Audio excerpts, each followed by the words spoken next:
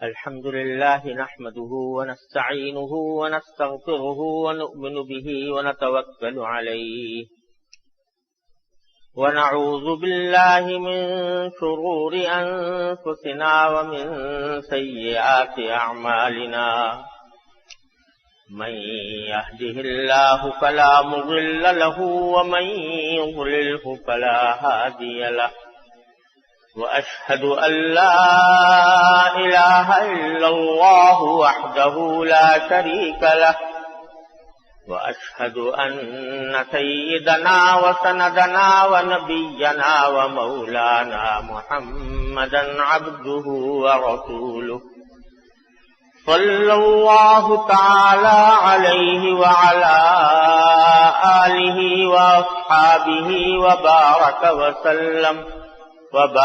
وسلم تسليما كثيرا أما بعد فأعوذ بالله من الشيطان الرجيم بسم الله الرحمن الرحيم الحمد لله رب العالمين الرحمن الرحيم مالك يوم الدين إياك نعبد وإياك نستعين اهدنا الصراط المستقيم صراط الذين أنعمت عليهم غير المغضوب عليهم ولا الضالين۔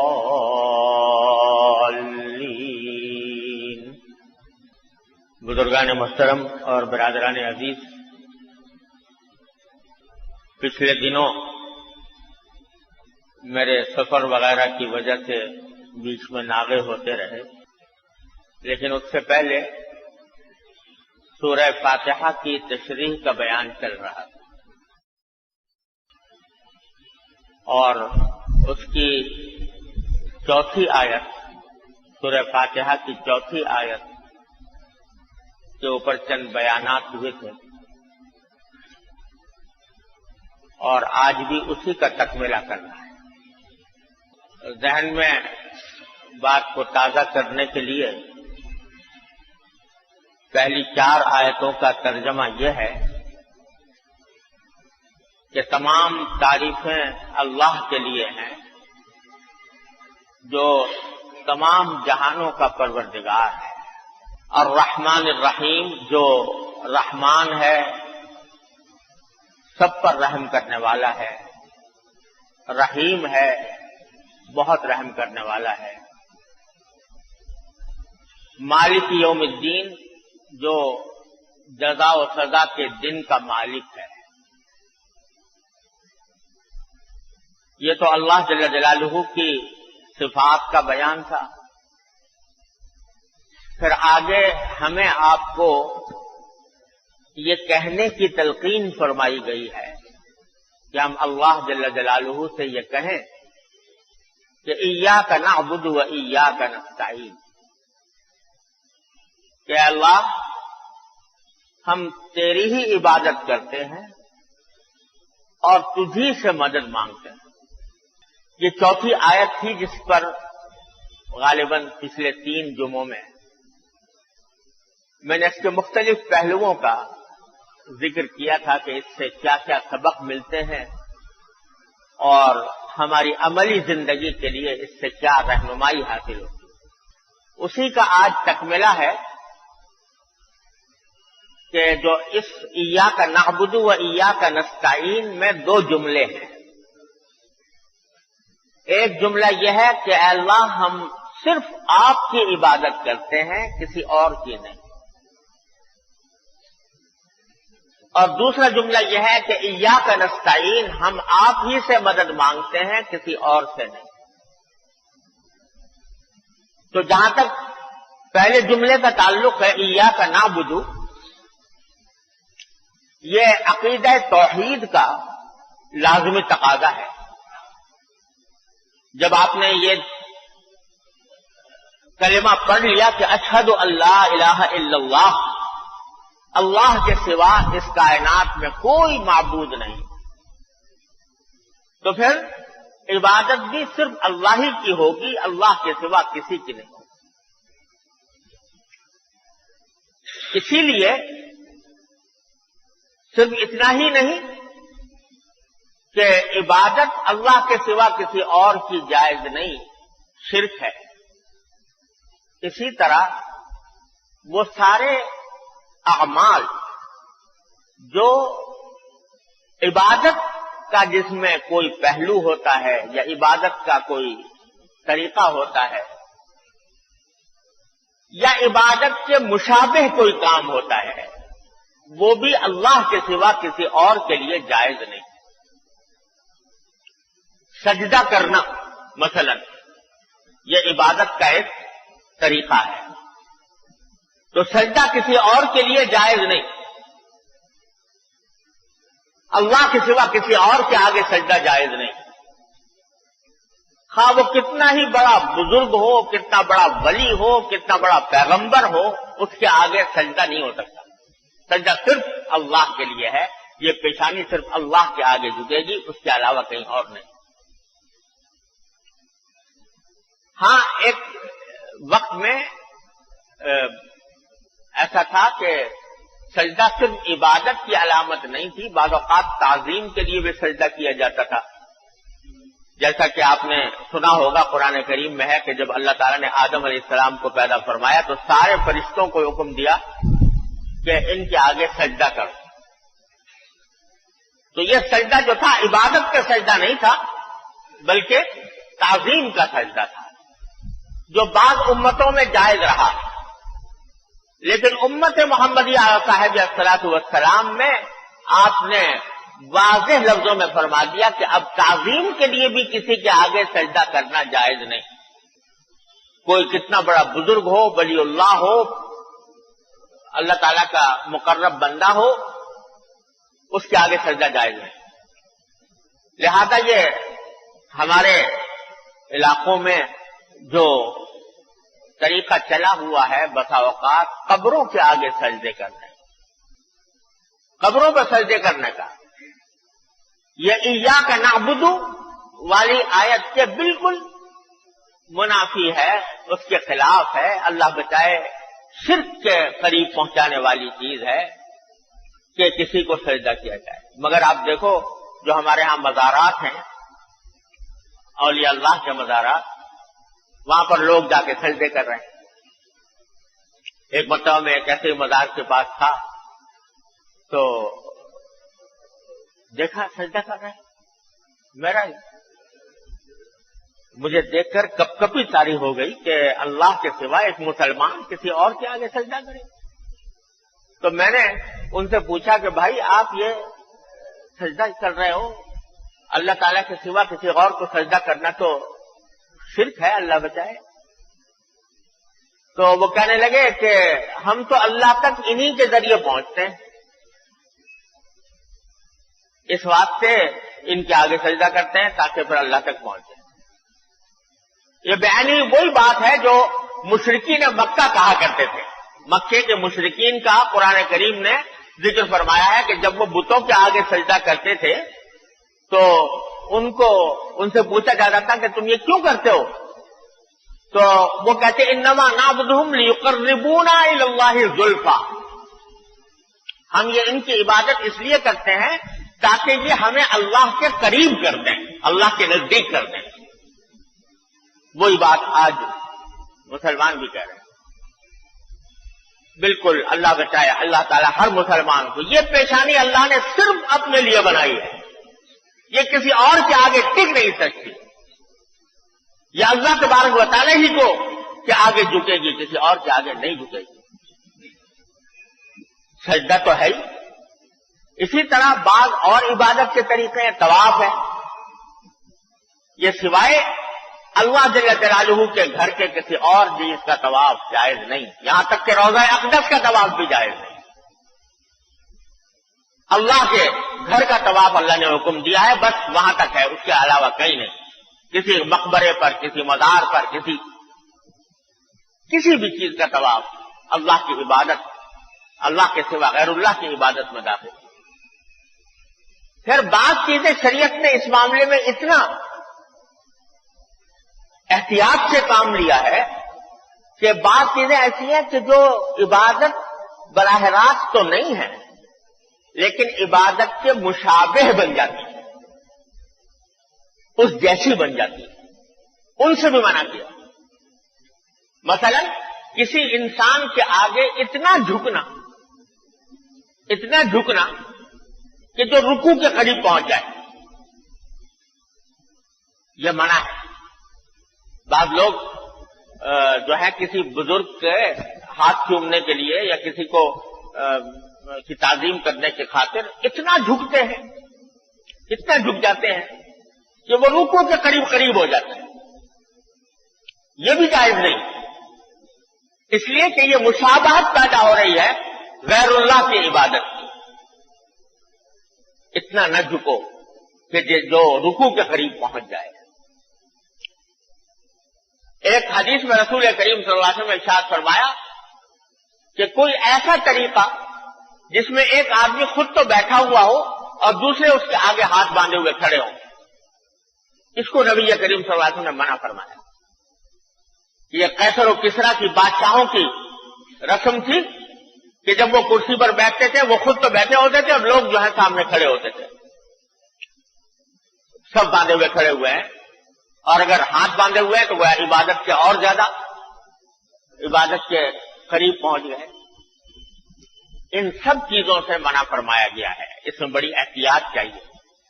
ٹھیک ہے، اللہ کے مقرب بندوں کی تعظیم بہت اچھی بات ہے، اللہ کے جو ولی ہیں، اللہ کے مقرب بندے ہیں، بزرگ ہیں، ان کی تعظیم بہت اچھی بات ہے، لیکن تعظیم کی حد تک ہو، آگے عبادت جیسی نہ بنے، ایسا کوئی کام نہ کرے کہ جس سے عبادت کا شائبہ پیدا ہو جائے۔ اس کا لحاظ رکھنے کی ضرورت ہے۔ ایاک نعبد، اے اللہ ہم آپ ہی کی عبادت کرتے ہیں، آپ کے سوا کسی کی نہیں۔ اور یہی تو وہ سجدہ ہے کہ جب مسلمان کی پیشانی اللہ جل جلالہ کے آگے ٹکتی ہے تو پھر یہ دنیا کے کسی چیز کے آگے نہیں ٹک سکتی۔ اقبال کہتے ہیں کہ وہ سجدہ، وہ ایک سجدہ جسے تو گراں سمجھتا ہے، بہت مشکل لگتا ہے کہ نماز پڑھوں اور سجدہ کروں، وہ ایک سجدہ جسے تو گراں سمجھتا ہے، ہزار سجدوں سے دیتا ہے آدمی کو نجات۔ جب ایک سجدے کا عادی ہو گیا اللہ کے سامنے سجدہ کرنے کا، پھر آگے کہیں اس میں سجدہ کرنے کی ضرورت نہیں۔ اور جو اللہ کے آگے پیشانی نہ ٹیکے، اللہ کے آگے سجدہ نہ کرے، اسے پتہ نہیں کہاں کہاں سجدے کرنے پڑتے ہیں، کس کس کے آگے ہاتھ پھیلانا پڑتا ہے، کس کس کے آگے اپنے آپ کو ذلیل کرنا پڑتا ہے۔ یہ تو وہ سجدہ ہے جو سارے سجدوں سے نجات دے کر ایک ہی اللہ اپنے خالق اور مالک کی طرف انسان کو پہنچاتا ہے۔ اس کی قدر پہچاننے کی ضرورت ہے۔ دوسرا جملہ اس آیت کریمہ میں ہے وَإِيَّاكَ نَسْتَعِينُ، اے اللہ ہم آپ ہی سے مدد مانگتے ہیں، آپ ہی سے، یہ لفظ ہے آپ ہی سے مدد مانگتے ہیں۔ کیا مانا؟ کہ آپ کے سوا کسی سے نہیں مانگتے مدد۔ یہاں سوال یہ پیدا ہوتا ہے کہ ہم تو دنیا کے اپنے کاموں میں پتہ نہیں کن کن لوگوں سے مدد مانگتے ہیں۔ بیمار ہو گئے تو ڈاکٹر سے مدد مانگتے ہیں کہ بھئی ہمارا علاج کر دو، بے روزگار ہیں تو کسی آدمی سے مدد مانگتے ہیں کہ مجھے روزگار دلا دو، کوئی اور مسئلہ پیش آ گیا ہے تو اس کے اندر انسانوں سے مدد مانگتے ہیں، بھئی مجھے فلاں چیز خریدنی ہے، میری مدد کر دو، مجھے راستہ بتا دو، کہاں جاؤں، وغیرہ وغیرہ۔ تو دل میں خیال یہ ہو سکتا ہے کہ ہم تو دنیا میں پتہ نہیں کن کن سے مدد مانگتے رہتے ہیں دن رات۔ پھر یہ کیا بات ہے کہ ہم یہ بھی کہہ رہے ہیں اللہ تعالیٰ سے 5 وقت نماز میں کھڑے ہو کے کہہ رہے ہیں کہ اللہ ہم تیرے سوا کسی سے مدد نہیں مانگتے، حالانکہ مانگ رہے ہیں۔ تو خوب سمجھ لیجئے کہ یہاں جو فرمایا جا رہا ہے کہ ایاک نستعین، یہ بہت عظیم حقیقت کا دھیان پیدا کرنے کے لیے فرمایا جا رہا ہے۔ وہ یہ کہ مدد اصل میں حقیقی مدد اسی سے مانگی جا سکتی ہے جو مدد کرنے کی پوری قدرت رکھتا ہو، پوری طاقت رکھتا ہو، قدرت رکھتا ہو، اس کے اختیار میں ہو، اس کی قدرت میں ہو کہ کسی دوسرے کی مدد کر دے. وہ مدد یہاں پر مراد ہے. تو لیکن ہم جو دنیا میں یہ مدد مانگتے رہتے ہیں نا، بیمار ہو گئے ڈاکٹر کے پاس چلے گئے مثلا، تو یہ مدد در حقیقت یہ بھی ایک سبب کا اختیار کرنا ہے جو اللہ تبارک و تعالیٰ نے اس کا خود حکم دیا ہے کہ بھئی بیمار ہو جاؤ تو علاج کرو. لیکن یہ اعتقاد ہر آن ہر لمحے دل میں ہونا چاہیے کہ ہم جا تو رہے ہیں ڈاکٹر کے پاس، اس لیے جا رہے ہیں کہ اللہ تعالیٰ نے فرمایا کہ بھئی علاج کرو، لیکن شفا دینا اس کا کام نہیں، شفا دینا اس کے اختیار میں نہیں، اس کی قدرت میں نہیں. ہم اس سے جا کر اس معنی میں مدد مانگ رہے ہیں کہ ایک اللہ نے اس کو سبب بنا دیا. سوال یہ پیدا ہوتا ہے کہ ڈاکٹر کے پاس کہاں سے یہ طاقت آ گئی کہ وہ آپ کو شفا دے؟ ڈاکٹر کے پاس یہ علم کہاں سے آ گیا جس سے وہ پہچانے کہ کیا بیماری ہے اور اس بیماری کا کیا علاج ہوتا ہے؟ وہ علم بھی تو اللہ ہی نے عطا کیا اس کو. اگر اللہ تبارک و تعالیٰ کی طرف سے عطا نہ ہوتی تو کسی ڈاکٹر کی مجال نہیں تھی کہ وہ کسی بیماری کو پہچان سکتا، اس کا علاج کر سکتا. اور جو دوا اسے تجویز کی کہ یہ دوا کھا لو اس سے تمہیں آرام ملے گا، تو اس دوا میں تاثیر کس نے پیدا کی ہے؟ ڈاکٹر نے پیدا کر دی تھی. وہ تاثیر پیدا کرنے والا کون ہے؟ لہذا جب کسی ظاہری سبب کو اختیار کرو تو ساتھ میں یہ سمجھو، یہ دل میں تمہارے یہ احساس بیٹھا ہوا ہونا چاہیے کہ اس چیز میں بذات خود نہ کوئی تاثیر ہے، نہ اس کے اندر طاقت ہے، نہ اس کے اندر قدرت ہے کہ میری مدد کر سکے، لیکن تاثیر اور مدد اور قدرت جو ہے وہ تمام تر اللہ جل جلالہ کی ہے. لہذا دوا بھی کھاؤں گا، ڈاکٹر کے پاس بھی جاؤں گا، لیکن مدد مانگوں گا اللہ سے کہ اللہ میں نے یہ طریقہ تو اختیار کر لیا، لیکن اس میں تاثیر آپ ہی پیدا فرمائیں. کیونکہ دوا، آپ نے اس بات کا تجربہ کیا ہوگا، اور ہم لوگ تو کیا تجربہ کریں گے، ہم تو ڈاکٹری واکٹری جانتے نہیں. ہمارے ایک دوست بڑے مشہور ڈاکٹر جنہوں نے ساری زندگی لوگوں کا علاج کیا، ہسپتال کے سربراہ رہے، وہ فرمایا کرتے تھے آخر میں، مجھے ان کا جملہ یاد رہتا ہے، فرمایا کرتے تھے کہ میری ساری زندگی کا تجربہ یہ ہے کہ جب دوا کسی مریض کے اندر، مریض کے جسم میں جاتی ہے تو کہیں اور پوچھتی ہے کہ کیا کروں، فائدہ کر دوں یا الٹی پڑ جاؤں. یہ کہیں اور پوچھتی ہے، جب وہاں سے جواب ملتا ہے تو اپنا کام کرتی ہے. فرمایا ساری زندگی کا تجربہ یہ ہے کہ ایک ہی دوا ہے، ایک ہی مریض ہے، ایک ہی بیماری ہے، ایک ہی جیسے حالات ہیں. ایک وقت میں وہ دوا دی، فائدہ کر گئی، دوسری مرتبہ اسی بیماری میں اسی آدمی کو انہی کیفیات میں وہ دوا دی، مٹی ہو گئی، کچھ فائدہ نہ ہوا، بیماری کیوں کہ تیوں رہی، بڑھتی چلی گئی. تو فرماتے تھے کہ میری ساری زندگی کا تجربہ یہ ہے کہ یہ ساری دوائیں جتنی بھی ہیں یہ کہیں اور سے ان کا نظام چل رہا ہے، وہ پیٹ میں جانے کے بعد کہیں اور پوچھتی ہیں کہ یا اللہ میں کیا کروں، اس کا فائدہ کروں یا الٹا نقصان پڑ دوں. تو اس لیے جو بھی سبب ہم اس دنیا میں اختیار کرتے ہیں وہ اس میں یہ سبب اختیار کرنا ہے. حقیقی مدد جو ہے وہ سوائے اللہ کے کسی اور سے نہیں مانگی جائے. تو تنبیہ یہ کی جا رہی ہے کہ جب تم ان اسباب کو اختیار کرو تو ساتھ میں ذرا دھیان کر لیا کرو کہ یہ اسباب کچھ بھی نہیں ہے جب تک کہ مسبب جو ان اسباب کا پیدا کرنے والا ہے، جس کے ہاتھ میں قدرت ہے، جس کے ہاتھ میں طاقت ہے، جب تک وہ تاثیر پیدا نہیں کر دے گا کچھ بھی نہیں ہوگا. لہذا مدد اصل میں اسی سے مانگنی ہے. دوا کرو اور مدد مانگو. یا اللہ دوا تو کھا رہا ہوں, اپنی رحمت سے اس کے اندر تاثیر پیدا فرماتی. یا اللہ باہر نکل تو رہا ہوں روزگار کی تلاش میں, لیکن اے اللہ آپ ہی اپنی رحمت سے مجھے روزگار عطا فرما دیجیے. یا اللہ تجارت کے لیے دکان کھول کر تو بیٹھا ہوں, لیکن اس میں گاہک بھیجنا اور اس کے اندر نفع دینا یہ آپ کی قدرت میں ہے, اے اللہ آپ ہی عطا فرمائیے. لہذا یہ ساری مددیں جو ظاہر دنیا میں ہم مانگ رہے ہیں یہ محض اسباب ہیں, لیکن حقیقی مدد سوائے اللہ تبارک و تعالیٰ کے کسی اور سے نہیں مانگی جا سکتی. کبھی یہ اعتقاد نہ کرنا کہ اس دوا میں تاثیر ہے, اس سبب میں تاثیر ہے. تاثیر اللہ کی دی ہوئی ہے, جب تک کہ اللہ تبارک و تعالیٰ عطا نہیں فرمائیں گے اس وقت تک کبھی تاثیر پیدا نہیں ہوگی.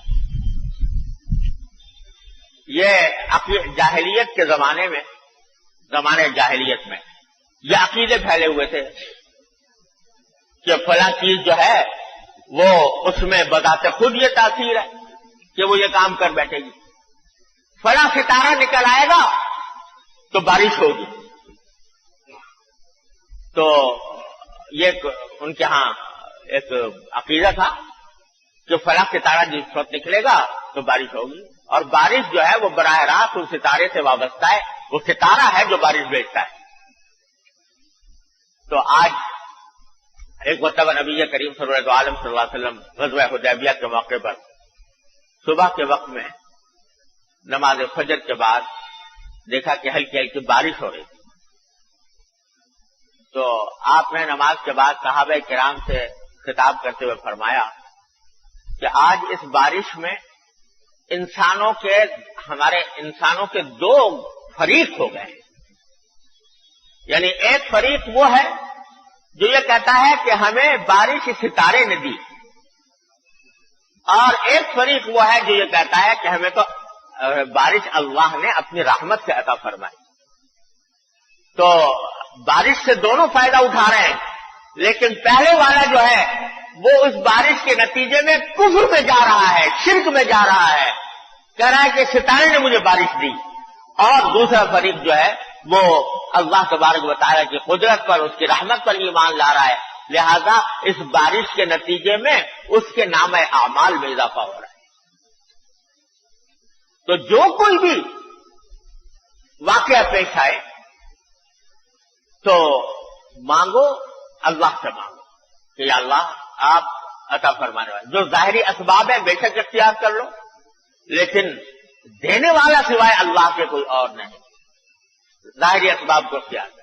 اسی میں یہ پہلو بھی آتا ہے کہ ظاہری اسباب جو ہیں وہ زندوں سے تو اختیار کیے جا سکتے ہیں کہ آدمی بیمار ہے, ڈاکٹر کے پاس چلا گیا, اس سے دوا لے لی, ایک سبب اختیار کر لیا.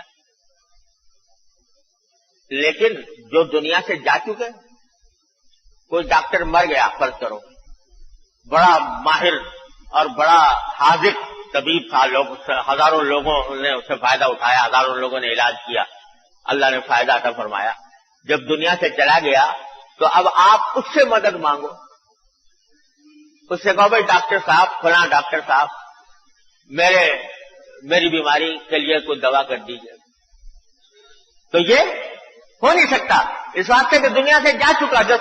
جب دنیا میں تھا تو اس کو سبب بنایا تھا اللہ تبارک و تعالیٰ نے, اور اس سے آپ مدد اس معنی میں مانگ سکتے تھے کہ بھئی ایک ظاہری سبب ہے اگرچہ تاثیر اللہ کی طرف سے, لیکن دنیا سے اٹھ جانے کے بعد, دنیا سے چلے جانے کے بعد پھر اس کا کوئی کردار دنیا میں باقی نہیں رہا, اس واسطے اسے نہیں مانگ سکتے. یہ حال اللہ تبارک و تعالیٰ کے نیک بندوں, اولیاء اللہ اور بزرگوں کا ہے کہ جب تک وہ زندہ ہیں آپ ان سے جا کر دعا کروا سکتے ہو کہ بھئی ہمارے واسطے دعا کر لیجئے, اللہ تعالیٰ ہمیں فلاں بیماری سے نجات دے دے, اللہ ہمارے قرض سے نجات دے دے. آپ زندہ ہیں تو ان سے جا کر مانگ لو. مانگ سے مراد یہ کہ دعا کرنے کی درخواست کر دو ان سے, یہ ٹھیک ہے.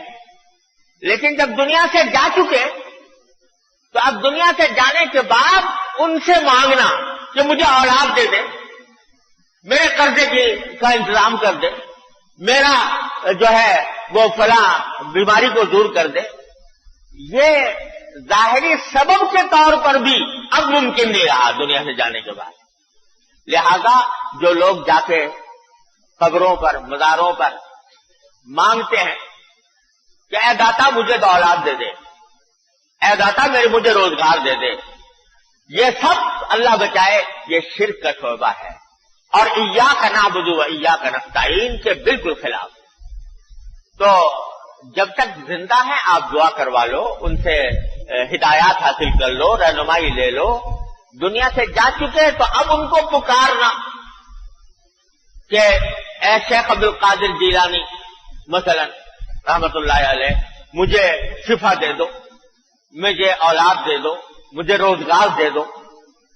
اب نہیں ہو سکتا۔ جب تک وہ حیات تھے ان کی خدمت میں جا کر دعا کی درخواست کر سکتے تھے، وہ اللہ کے بڑے بندودیدہ ولی تھے، اللہ تعالیٰ نے ان کو مستجاب الدعوات بنایا تھا، وہ ان سے دعا مانگنے کی درخواست کر سکتے تھے۔ لیکن جب دنیا سے چلے گئے تو اب جو ہے وہ ظاہری سبب کے طور پر بھی ان سے مانگنا یہ توحید کے عقیدے کے خلاف ہے۔ اب مانگنا ہے تو اللہ سے مانگو، یا اللہ اپنی رحمت سے مجھے عطا فرما دی۔ ارے بھائی جب اللہ تعالیٰ نے دروازہ کھولا ہوا ہے رحمت کا دروازہ، اور کہہ رکھا ہے کہ میرے بندے اگر مجھ سے بارے میں پوچھے تو بتا دو کہ میں ان کے بہت قریب ہوں، اجیب دعوت الداعی اذا دعان، جب پکارنے والا مجھے پکارتا ہے میں اس کی دعا سنتا ہوں، قبول کرتا ہوں۔ جب اتنا اعلان کر رکھا ہے اللہ تبارک و تعالیٰ نے تو کہیں اور مانگنے کی کیا آخر ضرورت ہے؟ کیا ضرورت ہے کہ دوسرے آدمی دوسرے کے پاس جائے اور مانگے؟ اللہ ہی سے مانگو، اللہ ہی سے سوال کرو، اسی سے دعا کرو، اس کے سوا کوئی نہیں ہے جو دے سکے۔ ادعونی استجب لکم، یہ معنی ہے ایاک نعبد و ایاک نستعین، اے اللہ ہم آپ کی عبادت کرتے ہیں، آپ ہی سے مدد مانگتے ہیں۔ اللہ تبارک و تعالیٰ اپنے فضل و کرم سے اپنی رحمت سے ہمیں اس ایاک نعبد و ایاک نستعین کے تقاضوں پر عمل کرنے کی توفیق عطا فرمائے۔ وآخر دعوانا الحمدللہ۔